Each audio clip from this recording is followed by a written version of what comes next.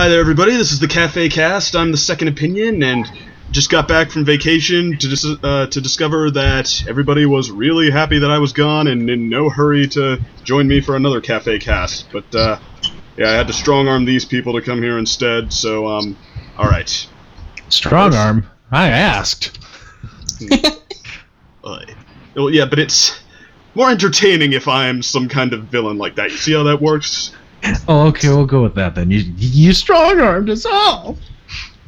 You know what? I think I want out now. Goodbye. Okay, so welcome to the Cafe Cast, now hosted by the Looney Tunes. Okay, I want back in now. Okay, welcome back. All you gotta do is steal the spotlight to get him back in. Excuse me. All right. Well, first though, we do have actually, one new participant and Looney who hasn't been there in a while. But first, let's welcome Torterra. Here's Tara. That was I'm used terrible. to. I've never done this before, so yeah, don't judge that. All right. I'm sorry. Just introduce yourself to the nice people. What nice people? Who The are ones who you are listening. people? Just welcome yourself to the random strangers that decide to watch the Cafe Cast. Well, I am Torterra1324, but if you go by my pony name, I am Tara Huff. I don't know what else to say. Well, this is where I just let the silence continue so I can watch you roast. Well, I don't know what else to say. This is my first time. Coming to a I slow know. Your Be nice, discomfort gives me Duncan. pleasure. Be nice. Okay, well, I want to make this perfectly clear because a lot of people mess this up. I am a tortoise, not a turtle. And I am a turtle, not a tortoise. You have legs. So Yes. Yeah, Generally speaking, don't tortoises have legs and turtles have fins? yeah, turtles are aquatic. These are kind of fin-like. I mean, in a cartoon, you can really make a foot look like anything, or a fin look like anything. Yeah, he's got a point. Maybe you're a terrapin. Nah, I'm just a turtle. I live in the ocean during all of my videos. Okay, you know what? You people be quiet. I want Matt 2 to talk now. But Looney didn't introduce himself. Yeah. I'm not so sure I want him to anymore. I'm last. Remember, we agreed that I would go last. We said I was going to go last. That is what I Right. said. Plans. Okay, fine. If I have to stick to the plan, Looney, please introduce yourself. Hello, I'm the Looney Turtle, and I have a sidekick. His name's Looney. I'm actually Eric. We're two different characters. Hello! Two different characters completely. And I do analysis and speculation videos on various cartoons and some video games, but mostly cartoons. Hey, look, a FNAF Fury. Hey, we do FNAF sometimes. Haven't done one in a while, but yeah. So what about Eric then? Eric's the one speaking. Looney's the one with the high-pitched voice. I just kind of keep him to the side. He comes in every so often telling me that I'm wrong, but then I talk about that. So. Yeah, well, see, that's a little overcomplicated. Like, I try to keep it simple. There was a first opinion once, but I killed him, and yeah, my life is much easier now. Well, I mean, it gets more complicated. There used to be a wizard named Jophus that made Looney sentient, and then Looney escaped, and then. But we don't want to get into that story. You could Matt say too, he was why don't you giving go? his. You could say he was giving his second opinion. I'm Matthew, and I still don't have an opening catchphrase. Next. I'm Calliope, and I'm just sitting back and enjoying watching the chaos. Wait, Chaos, where's Discord? He's nowhere to be found. Then We who's don't need- causing the chaos? We If are. Discord can happen just between people. I mean, it was a word before it was a character. I want my old cast back. Who is your old cast? Doesn't Calliope, hasn't she been in a lot of episodes?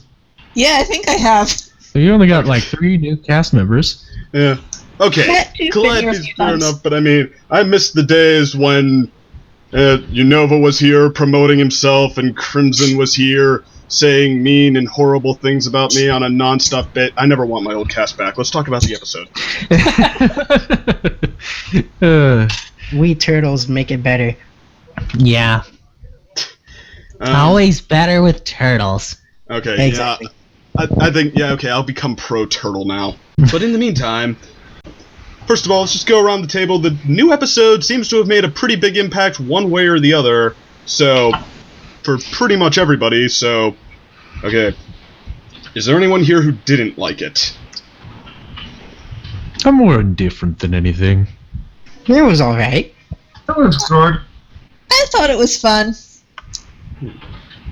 Okay, that was exactly the opposite of a big impact. Everybody is lukewarm and indifferent to it. I thought it was fun. Well, okay, so let's go around the circle then, why you thought what you thought. Same order, let's start with Torterra. Alright, let's see. What do I like about the episode? Well, I guess you could say it's kind of like... it's a good lesson. I mean, everyone has their likes and dislikes. It's like saying, I like tortoises, and Looney doesn't like tortoises. Ain't that right? I mean, we're friends, aren't we? So, Of course, friendship is magic after all. yeah, so I mean, I wouldn't say I hate tortoises. Well, actually, yeah, hate is a strong word. Yeah, I just hate being called a tortoise. Yeah. It's kind of speciest. Yeah, You know, there's like a total racist difference. except with species. Yeah, it's so relatable, and there were some, like, few parts where, like, what's his name again? I forget the new pony's... Was it Quibble? Quibble Pants. Pan. Quibble Pants, yeah, him. Like, at first, you know, once you see him with Rainbow Dash, I'm like, oh, here we go, the shipping begins. And then after they start fighting, and I'm like, okay, just be quiet. And then he mentions all these cliches, like, oh, look, it's Daring Do. And then, yeah, just, but it was still good in the end. Is it wrong that I almost thought that, like, him being, annoying at points, like, almost made him a better match for Rainbow Dash? And, like, notice the thing that made her mad, the only thing that really made her mad was not that he never shuts up, but that he doesn't agree with her. Yeah.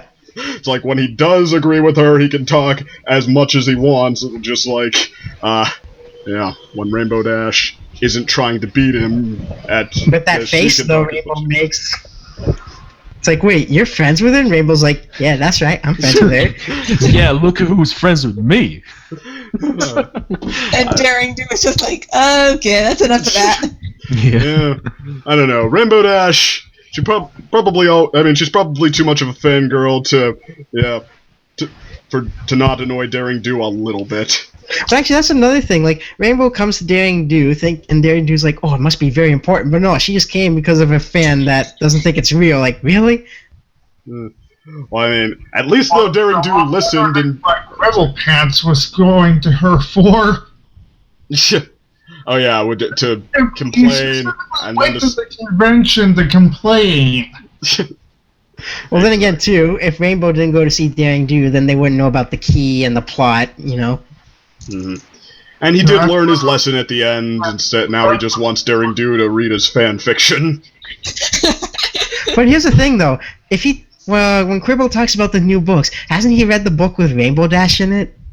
Oh no, he hasn't, remember? None of them exist to him after the first trilogy. Oh, Yeah, that's he true. hasn't read the most recent books, and I would guess that she probably used a pseudonym rather than the pony's real names. Yeah, because that would then make a connection between that pony and get that pony in trouble with the villain. So yeah, probably was a pseudonym. Especially since the main six are relatively famous. I mean, if you're meeting up with an actual princess of Equestria, then you probably don't want to use her real name in your supposedly fictional book. I think though that Quibble probably should have recognized her either way though. Well, with... It's kind of a big deal. The possibility is that the people reading the books could just see Rainbow Dash being in the book as pandering to the audience. Like, oh, hey, there's the superstars. Gonna write them in this book. I mean, Rainbow Dash is one of the bearers of the elements of harmony, and she like saved the world so We many saw times. them that never brought them any real fame. Honestly, throughout the entire show, I don't think that the people in Equestria know that they're the elements of harmony, or even know what the heck the elements of harmony are, because in every episode, it's never brought up. Nobody cares that they're the elements of harmony. Actually, they have started addressing it this season. Fluttershy's brother and the Wonderbolts both mentioned that they have saved the world a bunch of times. Yeah, but that's close family. What about the people of Equestria? I mean, they got themselves a ceremony of the month after Return of Harmony. I mean, it seems like they're the kind of celebrity, like, if you're paying attention and you remember what was in the news 4 months ago, you know who they are. Otherwise, whatever. Otherwise, for some reason or another. Yeah. Otherwise, what's Sapphire Shores up to? Weren't we supposed to be going around in a circle giving our opinion on the episode? Yes, and we started with Rotera and started talking about his opinion. And I'm still kind of talking here, but you guys interrupted me. Oh, sorry. Well, I just wanted to do another nitpick about Twilight at the beginning. She's all upset, like, oh, I can't go to Dangdu Convention because I'm going to Griffinstone. But didn't she want to go to Griffinstone too before? She's like, oh, you're going to Griffinstone, oh, but I can't go. And now you're finally going there, but she's upset because she can't go to Dangdu. Like, make up your mind! She probably experienced all that she needed to through the writings of Pinky and Rainbow, didn't she? Who knows? He wants to have it all. Just don't clone yourself, Twilight. Yeah, just don't do that. That'll be a big mistake. I would believe that Twilight cares about Daring Do much more than Griffinstone. Yeah. It's one of those choices where, like, oh, I like both, but I like this one more. Yeah, it's like, I want to go to Griffinstone, I've read about it, but this series I've been reading for years. Although who's to say she hasn't been already if Princess Celestia is doing important things there now? Yeah. Actually, that's another thing. There's a whole convention that's just for Daring Do. I mean, can you imagine any other conventions that are just based off a person? Like, maybe there'd be a Looney convention or something. Well, there are Brony conventions. It's based on a specific franchise. Mm-hmm. There was actually a convention near my town that was the something Looney convention. It was weird. And then I found out about it last minute, and I was like, it's got the name right, so I might as well go. But if I knew about it earlier, I might have gone. So did anybody come up and ask you, like, hey, is that your convention? No. Just like a friend mentioned it to me. They were like, hey, there's this Looney Labs convention. You should go. I just thought you might want to know about it. And I was like, you tell me the day before! So, yeah, that was unfortunate. So, okay. So any other thoughts on the episode Torterra? No, that's pretty much all I got. Okay. So, alright, how about over to Looney then? Alright, so this episode was fandoms blowing up over continuity and miscommunication. It was a horrible episode. No. In reality, I've never liked the idea of Daring Do. Well, I've been indifferent to the idea of Daring Do being real, but in this episode, I just can't see it. Like, it doesn't make any sense for Daring Do to be seen as a fictional character in Equestria, because everything she does is possible. It may be described in a larger-than-life way in the books, but her actions, her journey, is completely possible for the ponies to go through. So the idea that there's this character, Quibble Pants, that sees her as fake just does not make sense. Unless the society of Equestria is just so shielded from the elements that they don't know about all of these mythical creatures. Well, I mean, even in the real world, there are people who can do incredible things, but that doesn't mean they're out there doing them, as far as we know, on a regular basis. Like, I mean, well, and plus, I think Quibble, the stuff he was describing in the book, like Daring Do is surviving, 50-foot falls and stuff like people have done that, but I mean, that doesn't mean somebody makes a career out of it and like some kind of crime fighter. Yeah, but like when like the scene after Rainbow Dash brings Quibblepants through, through the bridge and runs him through the water, it just doesn't make sense for him to say, "Oh, well, I mean, I guess that seems real, but it's totally fake." Like that reaction doesn't. It doesn't make sense. Why would you still think that something's fake once you experience it firsthand? I know, like he pretty much thinks that it's just a bunch of people trying to reenact the story. Yeah, but He's like, we almost got hurt back there. Like, really? Yeah, well, I mean, I'm guessing he didn't think that the bridge breaking and then him nearly dying, except Rainbow Dash had to save him. I'm guessing he wasn't thinking that was part of the story, the adventucation. Well, he thought. Well, after that, he said, "This isn't the official Adventucation. This is a cheap knockoff," and so he thought it was just a knockoff thing. Like, there's only so much that. Sorry, but there's only so much that you can deny before you hit that point where you're like, okay, yeah, I can't deny this. But didn't he end up at the end of the episode believing, oh, well, yeah, this is still pretty fake? Well, there were a few points there where I got the impression that he was kind of trying to convince himself that it was fake because he was getting a little freaked out. Yeah. Just like he's on the bridge. It's a good thing this is all just pretend, right? Yeah. But another thing too is that when he's like getting all angry, like, oh, cheap knockoff, we almost got hurt. Don't you think that he'd feel his foot go down after he steps on the trap door or whatever? Yeah, you should be able to feel that. No, he's still talking. Like, stop stepping on those platforms. Well. Yeah, but like, if he, I lost my train of thought. I'm sorry. How he refuses to acknowledge that it's quote unquote real. Yeah, it wasn't on that train of thought. I'll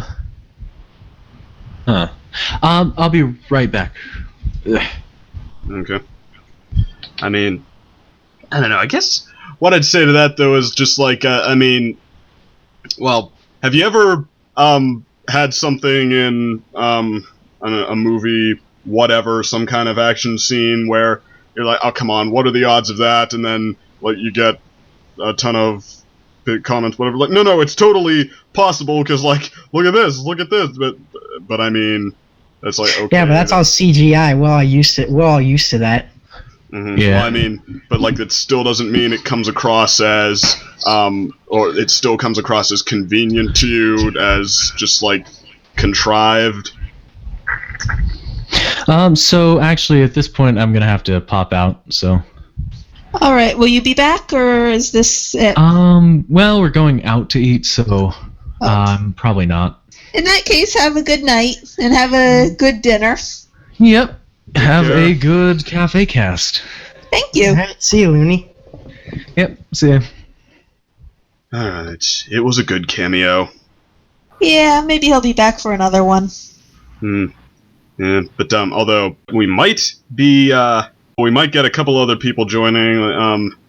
Unova, Past Analysis, they agreed and then just didn't show up. So yeah, we might Traitors. I know, right? We might see them stumbling in. Hey, sorry, we're late. Well, if they show up, great. If not, we can just continue with the four of us. We must beg them. We are a small but mighty cast. Though she be but little, she is fierce. Well, I think we're up to Matt 2's turn. All right. So, I know what a quibble is, but what the heck is a quibble pant? Well, I think that's just like, that's that juvenile insult. Oh, look at you, Mr. Grumpy Pants. I mean, fancy pants is an actual term, so even though they don't usually wear pants, it at least makes some sense, but here it's just kind of, I don't know, it's just a weird name to give him. I think it's supposed to be, like, deprecating him. Like, why not just call him Quibble or something? I mean, there are one-word names in this show, like Rarity. Yeah. But, okay, so, but other than his name,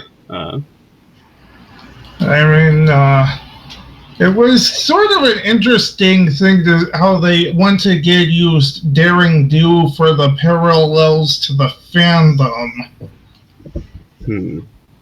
So one thing I've noticed about this episode is that, they used the book series before to give a parallel to the fandom. Like how some people weren't quite accepting of the idea of watching a cartoon for little girls, and how Rainbow Dash was not very accepting of the idea of reading books because it would make her a kid, And now they're doing this whole thing with the pre-season 3 fans and the rest of the fan base here. It's like, why can't we all get along? Because there's been a lot of fighting in the fandom over that kind of thing. I mean, and I'm guessing that wasn't the plan when they started out, but I do think it was kind of clever to make use of it that way, put that into motion now. Yeah. But, so, overall thoughts, do you think it was particularly good, particularly bad? It was good. I thought it was entertaining. It just didn't really stand out much, I guess. So, not much more to say. For that material. So, just kind of short and sweet. You thought it was fine, nothing spectacular? Okay. More or less. And that brings us to Calliope Pony. All right. Well, when I first saw the episode Daring Don't, I really didn't like that they defictionalized Daring Do. I thought it worked so much better just having her as a fictional character, so I didn't like that decision. So when I heard there was going to be another Daring Do episode coming up, I wasn't looking forward to it. However, I did really enjoy the episode. I thought it was a lot of fun. I thought they struck a really good balance with Quibble's character in that he was annoying with how he said things, but he was usually right. And he was a little full of himself, but he was the one who came to the moral and made peace with Rainbow at the end. So I think that was a good balance of positive and negative characteristics for him. I liked some of the little touches they threw in at the convention, all the background stuff. Derpy was there cosplaying as Dr. Cabaleron. I didn't notice that. I didn't notice it the first time either. Someone pointed it out to me, and then I saw it. And she was in this ridiculous looking cosplay with a big, obviously homemade mask on her face. But it was very cute. So. And I think they did a good job of gently poking fun at some of the ridiculousness of fandoms, but in a affectionate kind of way, not in a nasty kind of way about it. I just remembered something. There was a sort of product placement for the Funko Pop Bubblehead things. Oh, I didn't see that. It was kind of subtle, but it was there. Okay. And this is like a really tiny little detail, but I absolutely loved it. When Rainbow and Quibble first have their argument, they were at a concession stand. They had gotten juice to drink. And as they are arguing, you can see the pony in the background who's running the concession stand, and she's watching them. And just from her expressions and the way she's watching them, you can tell she's heard a million of these fan arguments, and she knows beat for beat exactly how the conversation is going to go. Really, that's what you got from it? Yeah. I know that she was like smiling when they were really angry at each other, and it's like, why is she smiling like that? She was watching them the whole time, and at first she looked kind of bored and exasperated, and then she had that, now they're going to start shouting kind of look on her face. Okay, yeah, that kind of makes sense, I suppose. I've just found myself watching the background pony more than I was watching the main characters because I was having a blessed with her animation. Oh, I just remembered. Oh, there were body pillows in this episode. Yeah, that was weird. Yeah. Especially the one with Daring Do tied up. Yeah, that was weird.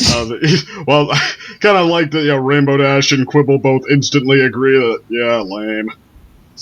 Coming soon, life-size dolls. No. I agree. No, but what was I gonna say? Actually, though, I do think that the kind of two-sidedness of giving it to fandoms a little bit, but still kind of affectionately and still being kind of two-sided about it. I think that this episode is kind of what Spice Up Your Life should have been, which it's kind of weird, especially since the same guy is the writer on both of them. But I mean, it was almost like night and day for me. Spice Up Your Life was tear down a straw man. This was a parody, but also a really smart two-sided point. And I mean, that's one thing I really liked it for, I gotta say. Hey guys, did you know that if you're all in the same fandom, you can disagree about things and it's okay? Most people that doesn't sound true. Yeah, most people I've come across just based on how they typically react to those situations would say no.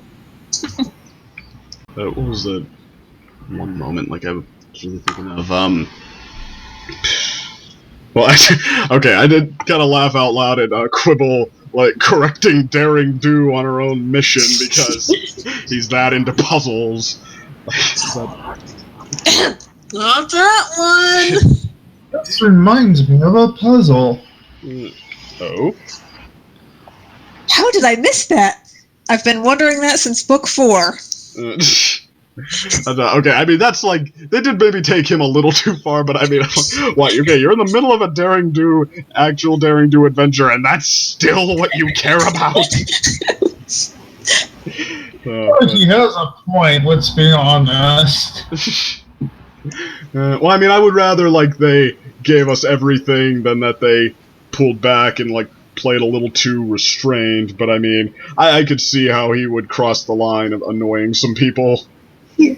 And they also showed that Daring Do was looking really closely. She was studying the doors, looking for some little minute detail, and he just sort of stepped back and looked at the whole set of doors all at once.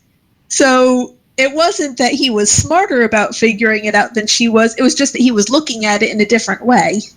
That's true. Oh, that is actually kind of meta when I think about it.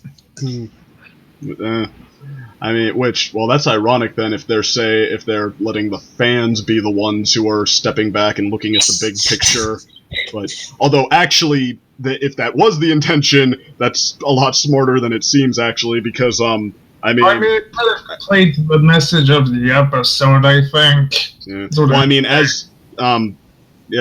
I've written a lot of. I'm an English major. I had to write a lot of papers, and I mean, you'd be surprised just how when you've got when you're in the moment writing something, thinking out every little detail, how you can lose track of how it comes across with the big picture, and how you can't really even see it until you've put the thing down for at least a few days even, and then looked at it, see with fresh eyes when you're not so in the moment, I guess, for lack of a better term. I mean, and that's why they say you kind of need editors, because they have the outside looking in perspective. They're going to tell you exactly how it comes across and exactly where you're off. That sounds more like something like a pre-reviewer or something would do than a pre-reader or something would do rather than an editor. A pre-reader? Yeah. Well, I mean, if you're a writer, then the person you work with who looks through your stuff before you publish it and tells you what needs to change, that they're termed an editor. Really? I mean, they don't do any actual editing? Well, I mean, they write down stuff on it, this is what you should change, and maybe cut out this, do it, but they do it all.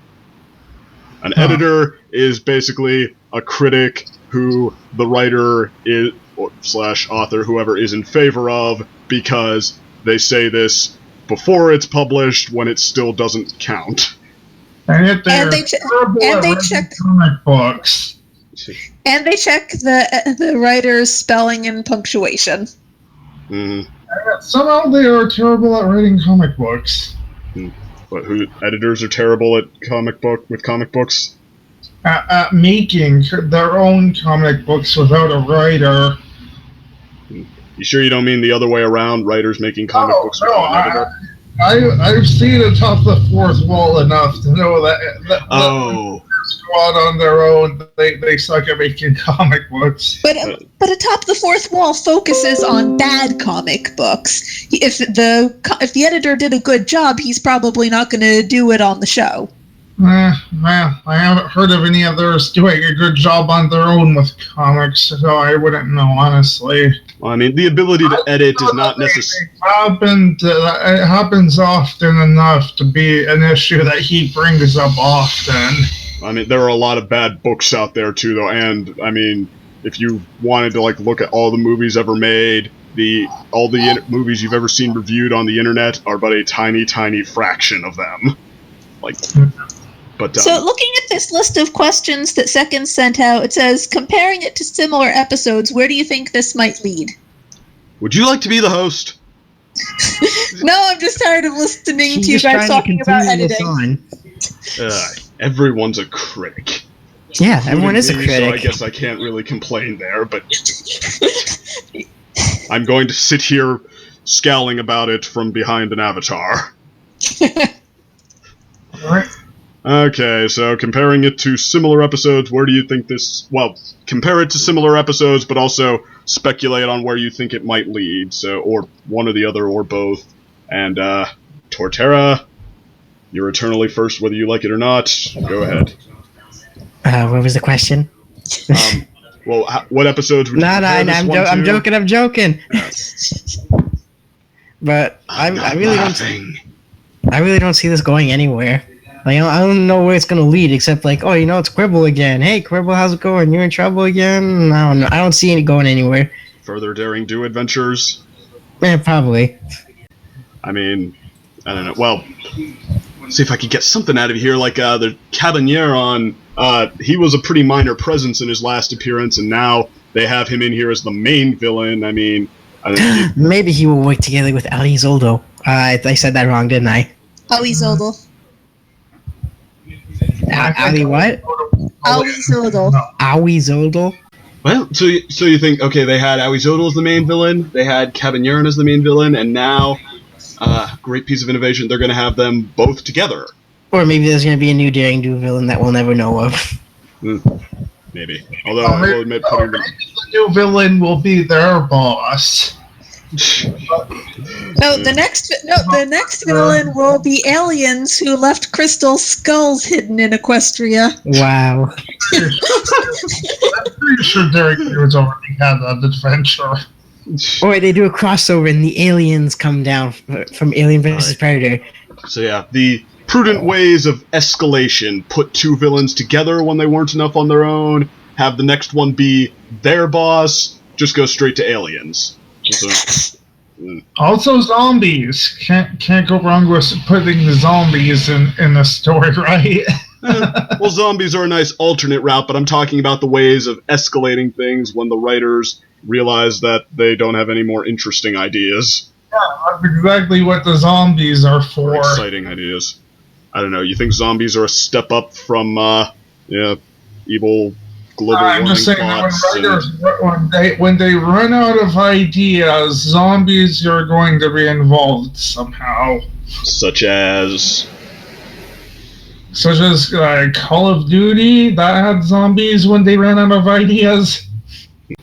But no, okay, games I could see bringing in zombies being a desperation step a lot more, because I can't think of any games where you couldn't justify zombies. I could think of stories where it'd be pretty hard, but books and movies, but games.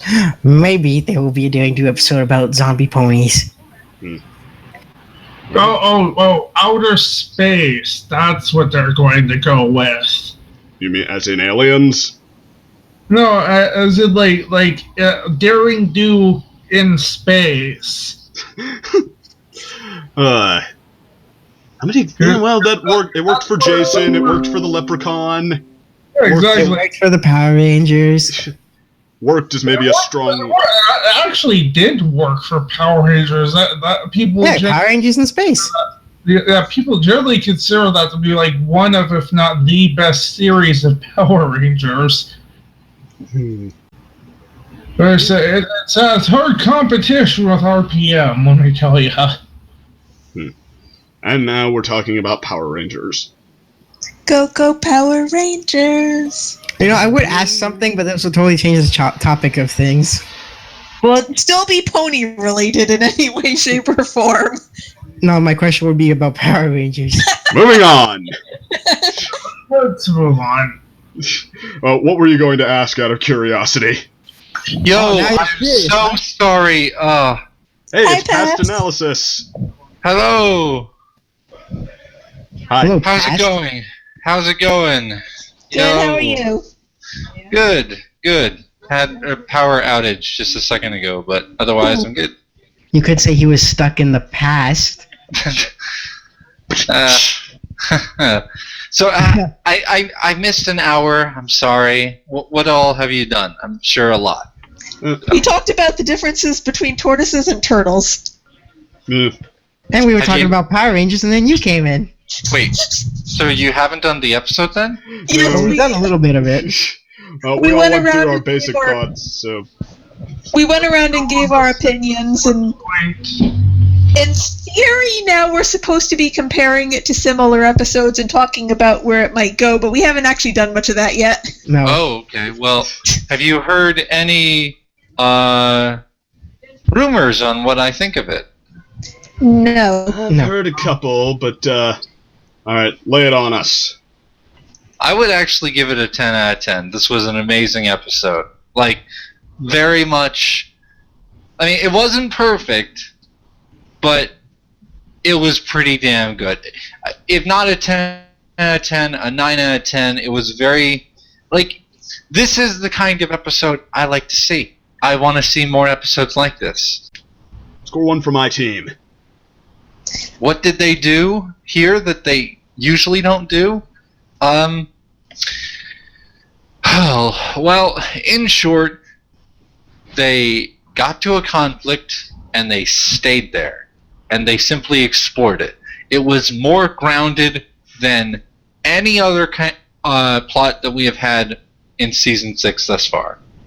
It was, I mean, I would have cut out the opening bit with Daring Do, and the stuff with Twilight wasn't entirely necessary. I mean, you may have needed it, but it got to the, issues with Dash and Quibble quickly, within 3 minutes, which is pretty good. And then after that, by the time they were captured, I felt like the episode really knew what it was about. It was about the conflict between Rainbow and Quibble. I thought it was very, very self-aware of, I really do feel like this was a direct message to bronies. The lesson was very good, too. Oh, yeah, it was an amazing lesson. I feel like the feuds between positivity and negativity have been enormous. And I feel like both really represent both sides of it. Like Rainbow Dash just kind of wants to enjoy the ride, which is what a lot of positive folks are like, and Quibble is, very critical of most things, which is what most negative folks are like. So, and the message was great. The only real negative stuff I've heard that I can remember on the top of my head was Mythsanthropony did a surprisingly negative video of it. It's his opinion. I don't agree with him. I really think that this episode was more or less one of the this is a 10. This a 10 if not 9. The interaction between Cavaleron and Quibble was hilarious. I loved it. Like this episode was actually just fun to watch, and I've watched it multiple times. Like whereas with past episodes, they kind of only watch it to, say I did. But with this one was a gem. But see, that's what's also great about, because you just mentioned about saying you didn't really agree with Misanthropony's opinion on this episode or something like that. But see, everyone has a positive and negative. Some people could say, hey, this person, his review, he's got a good point. Another person could be like, oh, he doesn't have a good point. But see, that's what I like about this. Great moral. Like, I usually don't rave about the morals, and in fact, I've been on record of saying that I think all the morals are great, so that none of them really strike out at me. This one is definitely something I care a lot about, and so I'd say this moral was definitely a par above the rest. Well, you do often have unpopular opinions. Yeah, I do. I very often have unpopular opinions, and I like that this episode is basically addressing, like, it doesn't matter. Because there's a lot of pettiness in the Brony community about, you don't think the same way I do, or something like that. It's childish. Like, I've been threatened with murder for saying that I didn't like how a particular character was written in a particular episode. I haven't gotten that, but wow. Damn. Some people... How else do you say it? Crazy. They have their heads up their own asses. They do.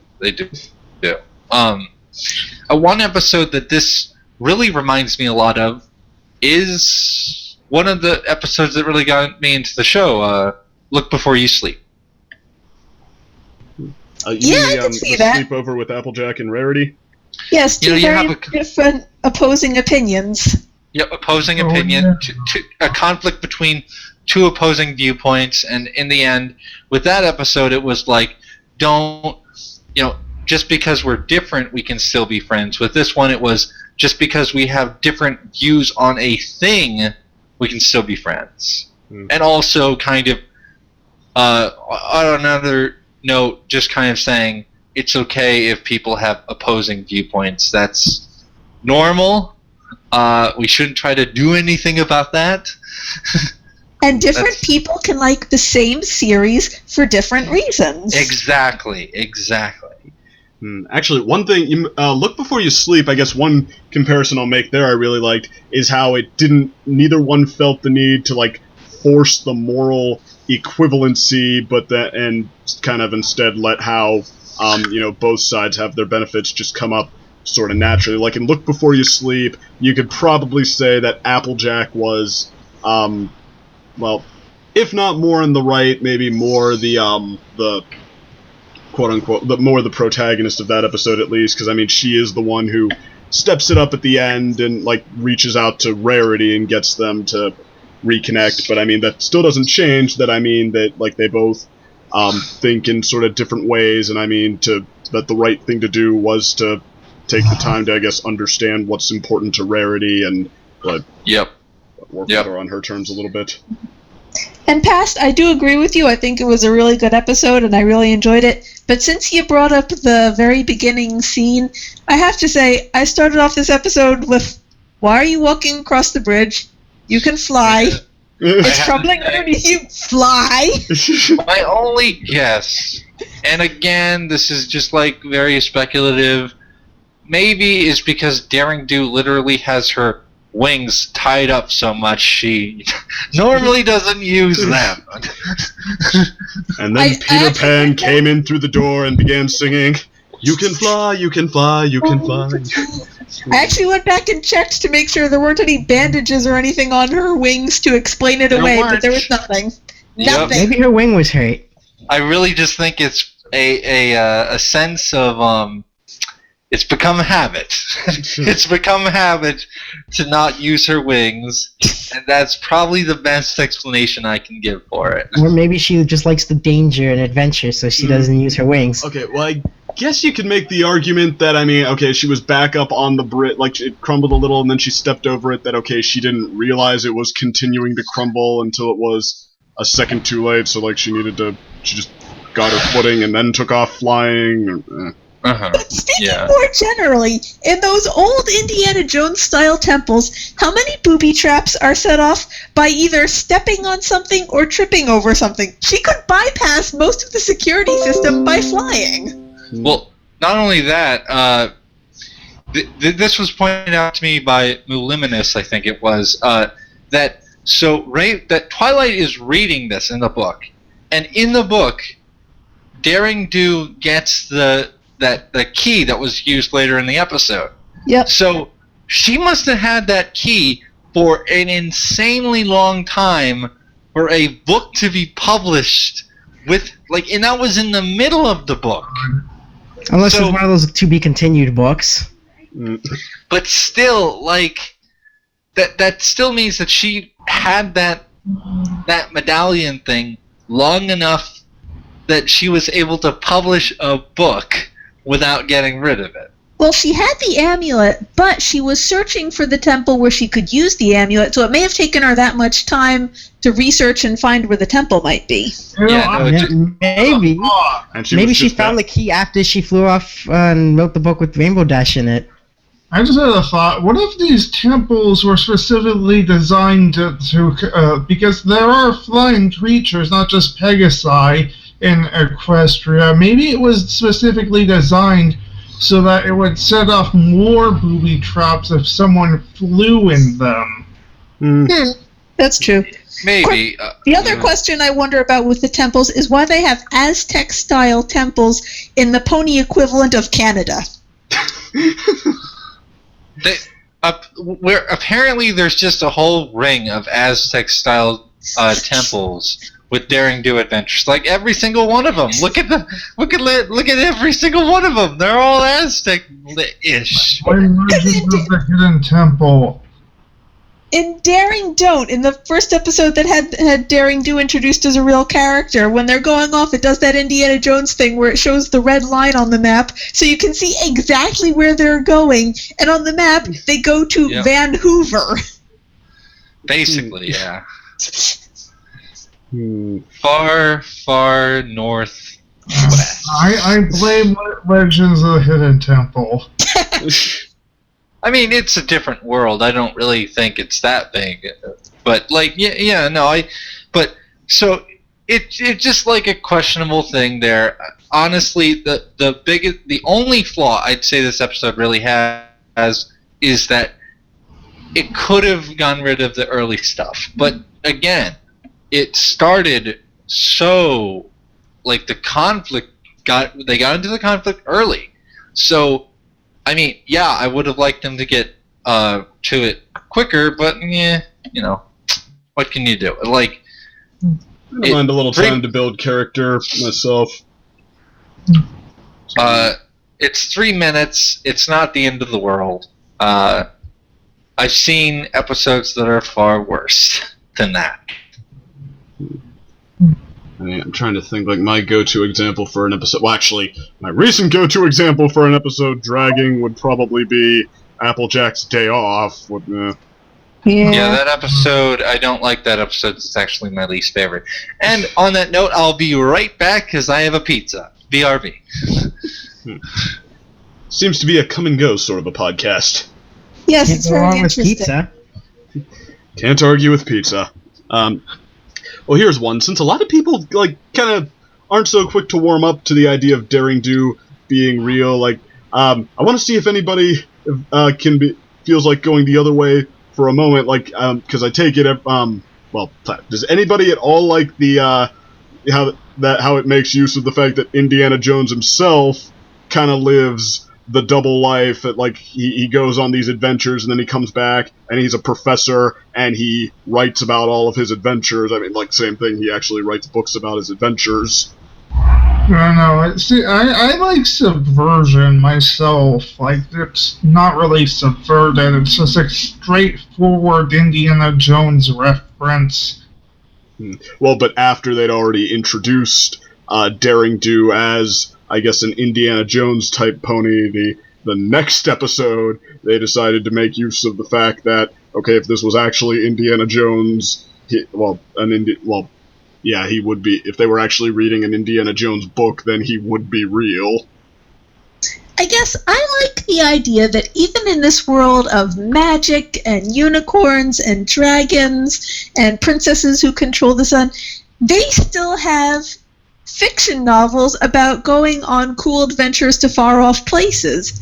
Because, in our world, Equestria is a far-off place to have cool adventures, and in Equestria, they have their own fiction series about cool adventures in far-off places. So I don't really like that they said, nope, screw that, it's all real. Well, yeah, I don't think that most equestrian ponies, I don't think most of them really get outside of their comfort zone as much as the main six and Daring Do do. Well, but I like the idea that even in a magical fantasy world, they can have their own fantasy adventure stories. Yeah. Yes. I mean, okay, yeah, I can see that as a reason to, personally wish they'd have more of those, or more. Escapism does help get rid of the monotony. Wait, come again? In a utopian society, escapism definitely helps with the monotony. I don't know if I'd call them utopian. Yeah. Oh, close enough. Well, they still have, for one, monsters wandering around like cockatrice that can randomly kill them. Well, it's usually just Ponyville. They still have to pay taxes. This. Oh, wait. Forced taxes. Do that? Well, I don't remember where they established that. In the Ticketmaster, when all the back in season 1, when all the ponies are gathering around Twilight offering favors in exchange for the tickets, one of the town ponies in the background says, "I'll do your taxes." Okay. That may have just been an off joke, though. Well, it's canon. They said it. That would be a funny comeback though. We don't pay taxes. This is a magical fantasy world populated by unicorns and pegasi. They do have a currency system, so I wouldn't be surprised if they did pay taxes. They all have jobs and support themselves. Yeah, and then some places are better than others, apparently, so, I mean, it's a nice place, but yeah, utopia is a strong word.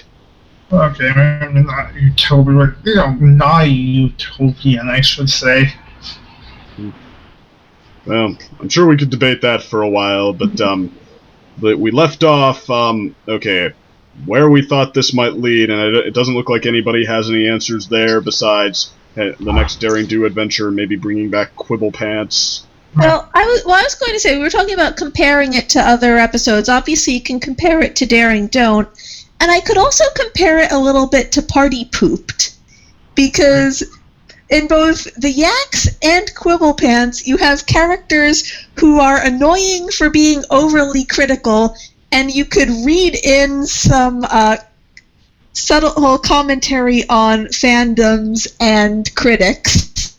But I think that this episode handled it much better. Well, there's another episode with a critic. You mean Zesty Gourmand? Before. Yeah, Zesty Gourmand. Yeah, with the same writer.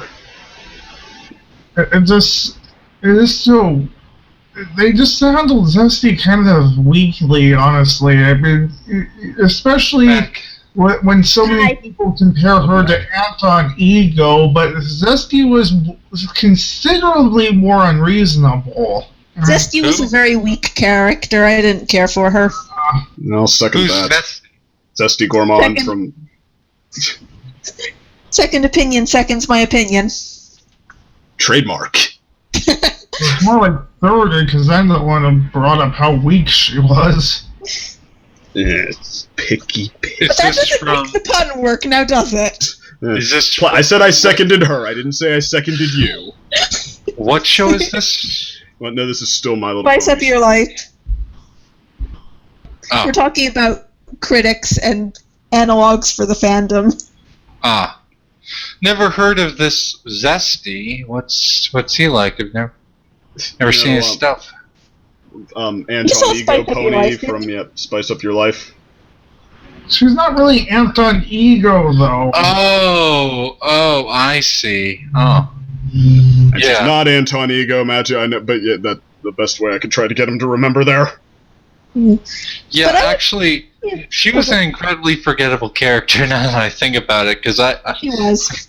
Yeah. I mean, this episode versus that one, it's like night and day for me. Like, this one Yeah. is just has all the intelligence that Spice Up Your Life should have had and neglected to have, which is really weird because they had the same writers, although this one also has Josh Haber, but yeah.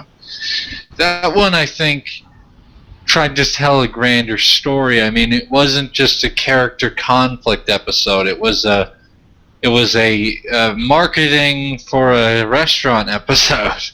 That's what it was. And ironically, this ended up being the greater story because it had heart. Yeah, There well, we go. I would say that it's always better in MLP's case to go for the simpler, more straightforward plot. That's what they're good at. That Yeah. Not It's all their of strength. them, though. like I can't name if you're looking at the general trends, I'd say that generally when they go for the simple and the straightforward conflicty type of thing, they always win my vote. But when they go for this, those crazy stories that have a lot of stuff going on and they're not really friendship based, but you kind of weave a kind of convoluted connection to friendship at the very end, they tend to be the not as strong ones. I just realized, I think they're trying to do what Generation 1 did in a similar basis, and that's why it's not working. But I don't understand why they'd want to do Generation 1 styled episodes. Why would they? What is there to gain from that? Why do they want to do that? Well, Generation 1 had a good mix of slice of life stories and adventure stories, and I think that's where G4 is taking off from G1 in that balance. Exactly. But the thing that G4 has always had is it's always had more of an emphasis on slice of life. Even in adventurous settings, they've managed to find a way, at least in the earlier seasons, to make it more slice of lifey. Like Dragon Shy is a perfect example. That's a pretty slice of life iteration of an adventure. True. That's true. Yeah, I mean, to me, my perception of it anyway was that, the first couple seasons, they basically went, hardcore character-driven. They had a lot of fun, I guess, doing something we hadn't seen. It was taking a lot of, I guess, tropes for girls and personalities, and then just, basically being sort of idiosyncratic with it, just, kind of adding this other dimension, and then just, creating, actually exploring the depths of personalities that we might have, taken for granted before now, oh, sure, the fashion one, the shy now one, compare the that competitive one. to And then compare season that to 3 today. was, season 3. Season 4 seemed to get some mileage out of the, a sort of season-long arc idea, all building up to this climactic finale where, it all comes together, and despite a slow start, I didn't think they pulled that off, and then season 5 seemed like it was trying to recreate that, and then went nowhere, and now, season 6, it seems like they're trying to figure out what it is they're good at now, now that the inspiration to do it the way they did in the first couple seasons is, I guess, dried up, and season 4, it doesn't seem like they're sure of whether they want to do that again. I know. I think that they're mainly lost. Take a perfect example, a perfect comparison of the old to the new would be Dragon Shy that I mentioned earlier with Gauntlet of Fire. Perfect example. Gauntlet of Fire was hardly Spice of Life driven at all. It was a very run-of-the-road, run-of-the-mill, Spike is trying to get this thing. Yeah, he befriends, I don't remember her name, Ember. Ember. I think it is. Yeah, Ember. He befriends Ember, but the friendship stuff that's going on in the background, like the friendship stuff that's going on while they're doing the adventure, is absolutely taking second fiddle to the adventure itself. Whereas in the Fluttershy, Dragonshy episode, it really wasn't. It was more the other way around. In that episode, I mean, part of it you have to chalk up to the fact that it wasn't actually that crazy of an adventure. I mean, they were just they were walking up a mountain. Yeah, they were biking up a mountain. It wasn't something that required that much attention be given to the adventure. Like one fraction of a Lord of the Rings book where they're developing the characters or something on their way to the dragon. But again, I'd say it really took second fiddle. There was not much there. There was the bit. It just I really felt like the adventure took more of the focus. Took way more of the focus. Well, there was still some good character moments, though. It was sprinkles. It was sprinkles compared to what I'm... Well, you know what? There are some people in the fandom who prefer the episodes that focus on friendship lessons. Yep. And there are some people who prefer the episodes focused on adventure.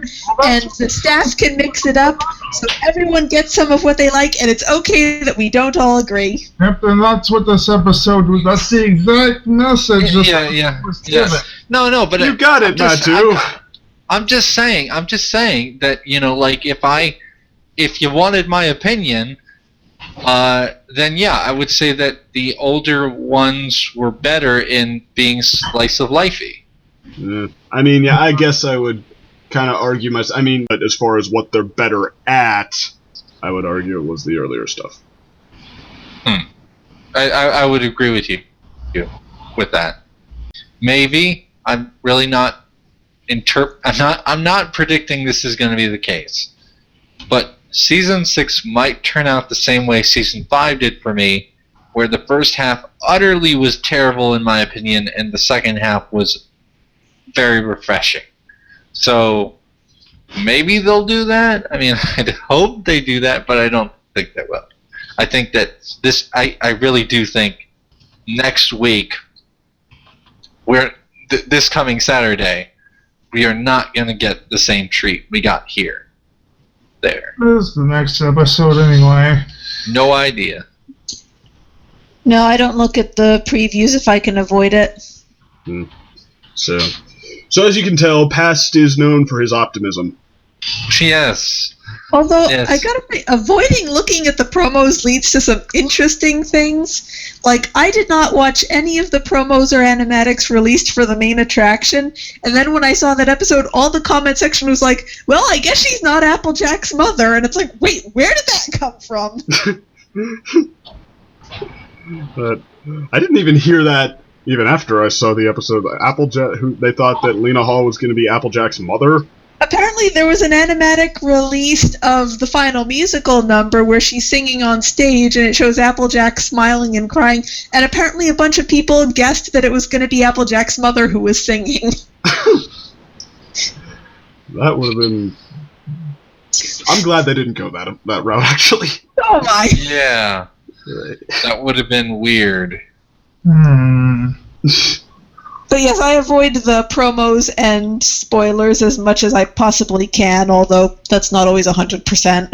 Well, it's like Rarity says, no spoilers! No spoilers! Rarity is scary.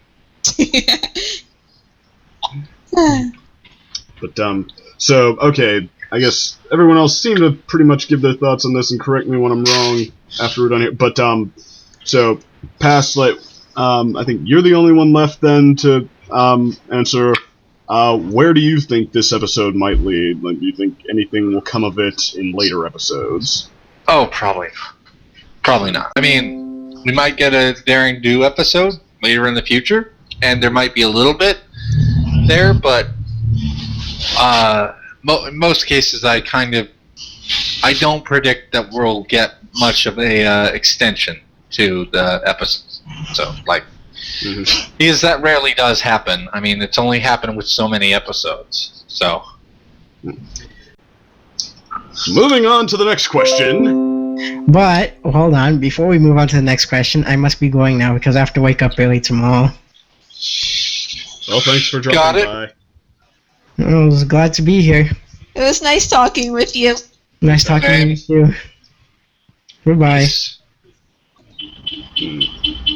We are 5 no more. Again. So, but okay, now it seems like we've, talked plenty about the episode.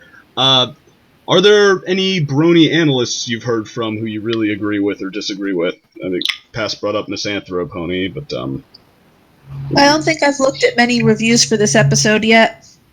okay. Yeah, I've not really watched anyone else besides the ones I usually follow and those ones I usually agree with, and I haven't covered this episode yet, so... You got anybody else passed? nope, just Misanthrope. I definitely think you should check it out, simply because his view is very interesting. It's very different. So, you know. Well, that was easy. Okay, I guess we can move on then to the close-up stuff. And other stuff you're into at the moment that you'd like to talk about, suggest people check out. Harry Potter and the Cursed Child came out this weekend. Now, that's that's not actually in the form of a novel, though, right? It's a script.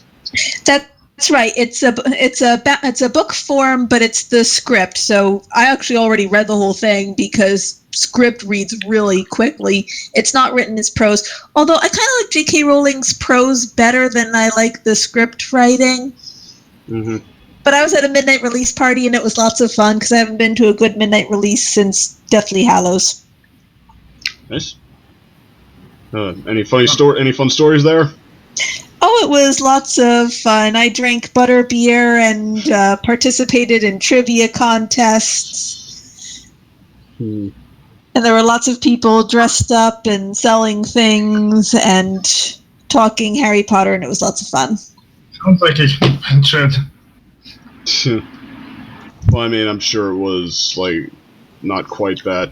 It was narrowed down. Well, I mean, I should ask you, how many people were there? I don't know. I didn't do a head count. There was enough that when they made the announcement to line up with your vouchers to get the book, the line went all the way around the bookstore. That sounds like it was a smallish bookstore, though. It wasn't a huge bookstore, but. So okay, so this is the script. Then it's a shorter read than the books. Well, the books are written in prose, and script form reads really quickly. I mean, if you've read like any of Shakespeare's plays or any play, really, you know, it's got less than half as much words on the page as an actual novel does. Okay. Yeah. So of the 8 stories, would it be in last place for that, or for the fact that you like J.K. Rowling's prose better, or? It's really it's kind of apples and oranges in terms of comparison because the type of writing is so different. Mm-hmm. And it's part of the Harry Potter continuity, but it's separate from the others because the original 7 books take place all in one chunk of Harry's life, whereas this story takes place far into the future. Mm-hmm. So, but it was interesting. But it was definitely worth reading. And I can't say much about it without giving away spoilers. Mm-hmm. So it has your utmost recommendation, though. Yes, I think I like the novels better, but that's more of a stylistic thing than anything else. Yep. Let's see. So should one of us take over then? Go for it. Yes, go ahead. I've blathered long enough about Harry Potter. So for me, I mean, I'm into a couple things at the moment.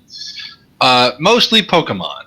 I've had a revival of my Pokemon interest lately. Got Pokemon Omega Ruby and Alpha Sapphire. Those are the new editions of the old Ruby and Sapphire games. They're a lot of fun, and it's kind of cool. You know, it takes a game that previously was 2D bytes and turns it into 3D, and it has a lot more Pokemon, like a lot more.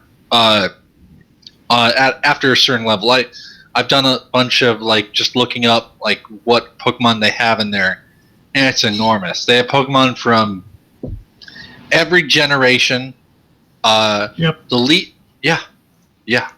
Like not every Pokemon from every generation, but a huge chunk. And it's just a lot of fun. Other than that, I'm into WoW, but haven't been playing it much as of late. So, but yeah. Yep. Nice. Okay. I gotta ask before we move on. What is your favorite? What are all of your favorite Pokemon generations? I'd have to say Gen 4. Generation, but I don't. Is that depending on the games or the show or both? Both. Or mainly just the Pokemon that are in the generation. Okay. Well, I knew a lot of the Pokemon in the first 2 generations. I have not followed it very closely, so I mean, I don't play the games generally speaking. I watched the cartoon when I was a kid, so the first couple generations are what I watched. So many Pokemon that they're so varied that, you know, they just have so many ones of varying quality. And like, you know, you have Grimer and Muck and Voltorb, and not Voltorb, Electrode, and then you have ones like the garbage one, Garbodor. That's I mean, Electrode is bad because it's basically just an upside down Voltorb, but Voltorb is actually more of a treasure chest now, because that at least makes a little bit of sense. And then there's people love to give them Voltorb Electrode flack because to even it out. Like, no, the original series was out of inspiration too sometimes, but I mean, like, if you're going by just like how they look, I mean, they kind of look like power cells, you know. They you can. All of them. I mean, inspiration. There are simply differences, I'd say, between the generations. I'm someone who I grew up with the first and second, though I didn't really pay attention to the games much until the third. I dropped out from the games after the fourth, and I've not really been paying attention to the show ever since the fourth ended. But I mean, I've looked at all the Pokemon. I'm not someone who really likes to say that one generation is, you know, really bad and the other one's really good. I'd simply say Gen 1 has its negative ones. As much as I love Gen 1, and I do love Gen 1, I mean, Seal, it's a seal. A seal named Seal, and they spelled it differently and put a horn on its head. Yeah. That is basically just a purple rat, and Spearow is just a bird, and Halo is also a bird, and the Quail one is still just a bird. There's a ton of unoriginality that you can pick up on in Pokemon. It's all over the place. Although I will say though, like where the well, if I may for a second. Yeah. Well, just like where I think, at least for me, I won't speak for anyone else, but like where the original ones gain an advantage is like when they came out, even just the concept of introducing new Pokemon was still fresh. So we had their episodes where each one just felt like its own genre almost, and it's good at coloring your perspective, I think. Well, the recent anime episodes are a lot better than some of the earlier ones, that's for sure. They actually decided to put effort into the story. Who would have thunk it? I think where they really ran out of ideas was when they made the floating ice cream cone. That's what a lot of people say, and I would not disagree. But that's the worst. That's season no pile season of 5. knowledge in Gen the 5. first generation. The only thing it has going for it is that it represents water pollution. But then you have the evolved pile of sludge, which is like the living next to Electrode. I mean, seriously. And you have I would. and you have the thing that looks like a giant metal nose. I don't know what that one's called, but it looks like a giant nose. I think it's Nose actually pass. called nose, but yeah, that. Hey. Actually, See, those is a Moai statue, but the Propobass is where I have to draw the line. Oh yeah, they added see- a big mustache. Sorry, go ahead. I don't know if I would say it's gotten exceptionally bad. I'd say that, like, by the later generations, Gen 5 in particular, that's when they started making Pokemon that really, from many people's point of view, including my own, they are ridiculous. The ice cream cone is ridiculous. The garbage Pokemon is ridiculous.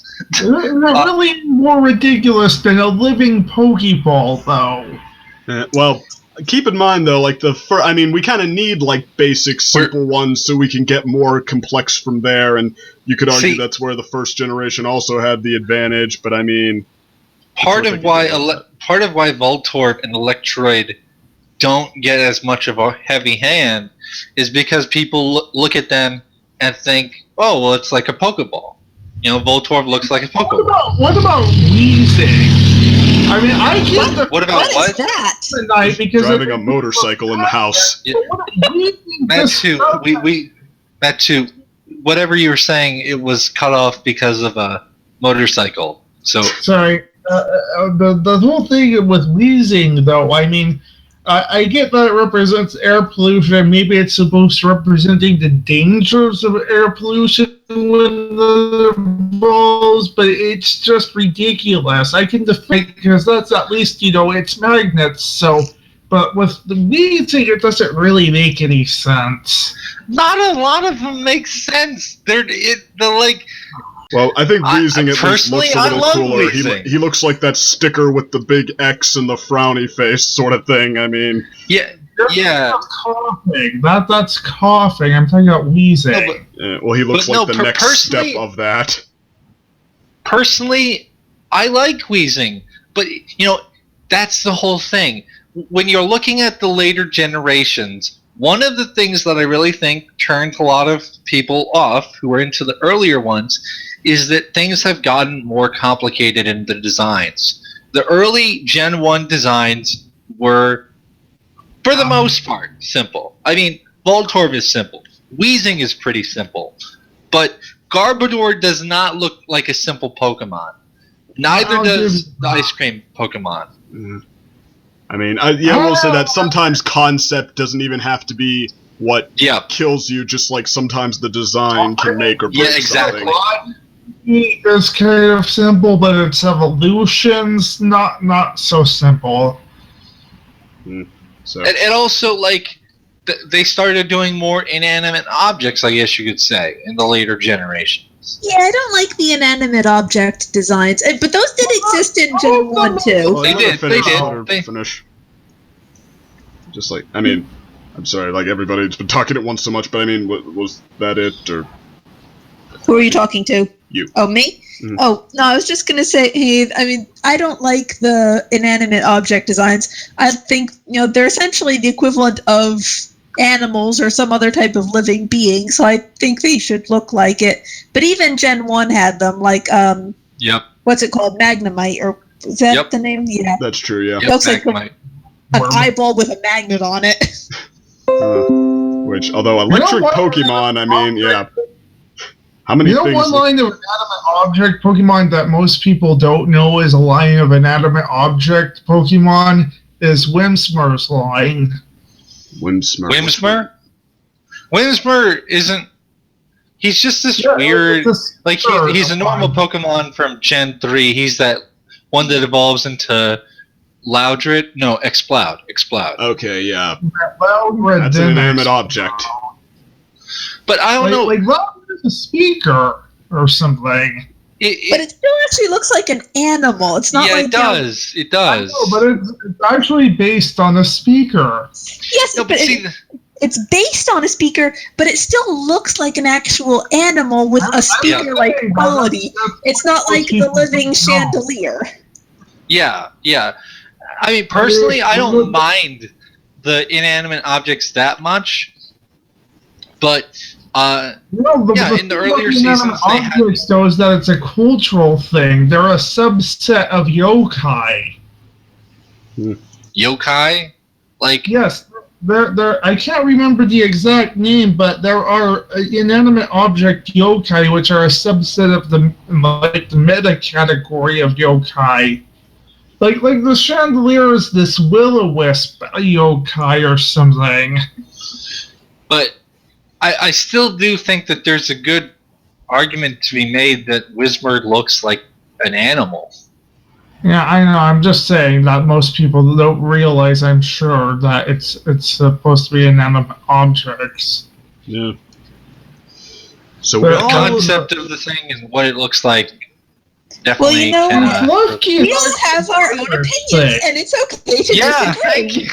Thank you. Message of the night. Yeah. really great to have an easy way out there. Alright, anyway, my turn. Yep.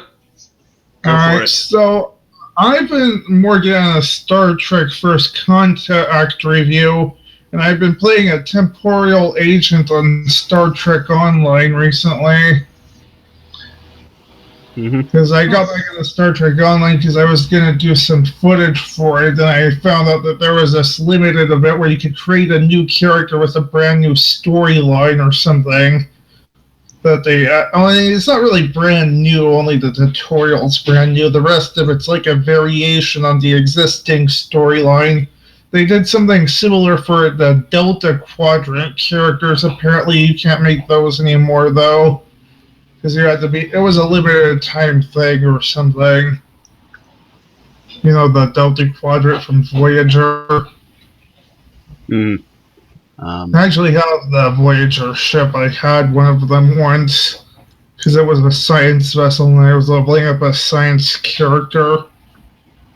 That does sound kind of fun. It's kind of weird. I didn't know that Voyager was a science vessel type ship. All right. I think Nat, you might be going deeper into Star Trek than I know. Like I'm not the resident expert, but No. The one weird thing I learned while researching Star Trek First Contact is that there is apparently more than one Borg Queen. Because the one in First Contact is actually different from the 3 in Voyager. so there better be some Star Trek fans listening to this because you're not going to get this anywhere else. There are a lot of Star Trek fans in this fandom, especially with Q being this cardinal. You have a point. All right. Yeah, so, tell me about it. There's a lot. Okay. So, all right. Now that we've done that, does anyone want to close with any videos from people in the fandom, or just videos in general you recommend? Some kind of project people should check out. I wouldn't say I'd recommend any single video other than watching that Misanther one because it's interesting. Though I would say check out a YouTuber named Birdkeeper Toby. I've been getting into a lot of Pokemon analysis / theory stuff. I'm jumping ship, and so pretty nice stuff. Recommend you pick it out. Another series, I can't remember what it was, but he was in that one too. All right. How about you, Calliope? I'm not thinking of anything off the top of my head to share.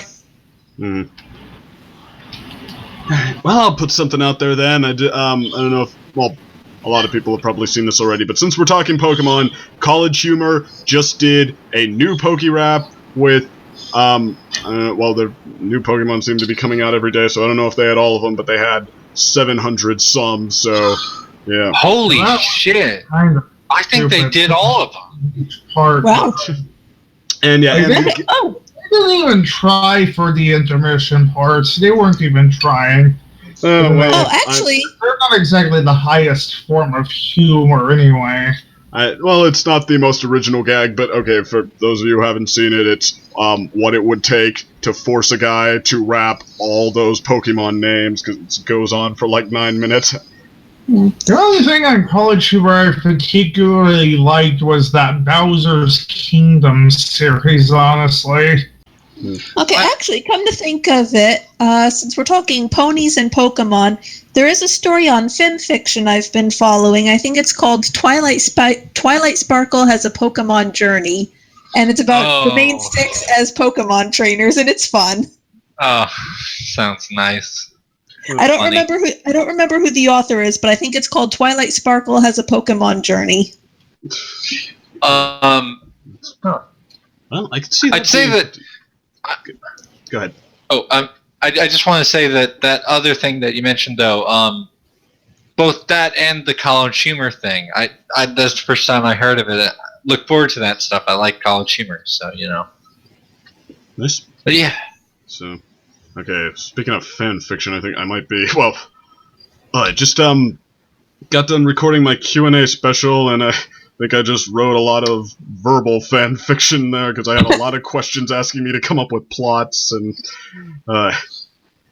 I'm good at distancing myself from fan fiction. I pride myself on being a heel that way, but As am I. They cornered As me. am I. From my experience with Sunset Shimmer fiction, let's just say that as a Sunset Shimmer person myself, I'm very critical of fellow Sunset Shimmerites. oh no, me, I just hate admitting that I care about what happens in the show. Oh, much better. But okay, so anybody else have anything they want to bring up? Not really. Nope. All right, so let us go around and sign out then. Bye. Bye, everybody. Till next time, stay determined. Why me?